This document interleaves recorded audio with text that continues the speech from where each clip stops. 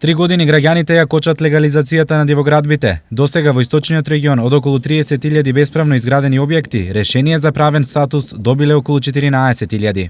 Општина Штип досега има легализирано околу 5.000 бесправно изградени објекти, што значи дека до овој момент имаме легализирано скоро половина од вкупно поднесениот број на бесправно изградени на барање за утврдување на правен статус на бесправно изградени објекти. Вкупно имавме 5.988 пријави за утврдување на правен статус на бесправни објекти. До сега се решени околу 2600 пријави. Кои се најголемите проблеми при процесот на легализација? Најголеми причини се елаборатите, а причина што каснат елаборатите се нерешени имотно-правни работи, објектот зафаќа од друга парцела па нерешени. И втората, малку некогаш и доставата, пошто луѓето доста се устранство и не може да ги доставиме едноставно.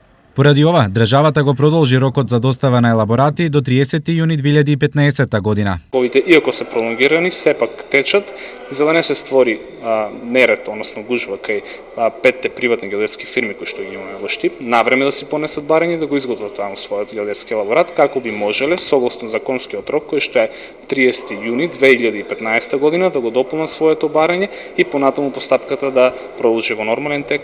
Освен за куќи и станови, легализација мора да се спроведе и на дивоградби на земјоделско земјиште, како што се фарми и оранжерии. За нив барањата можат да се поднесат до 2 август годинава.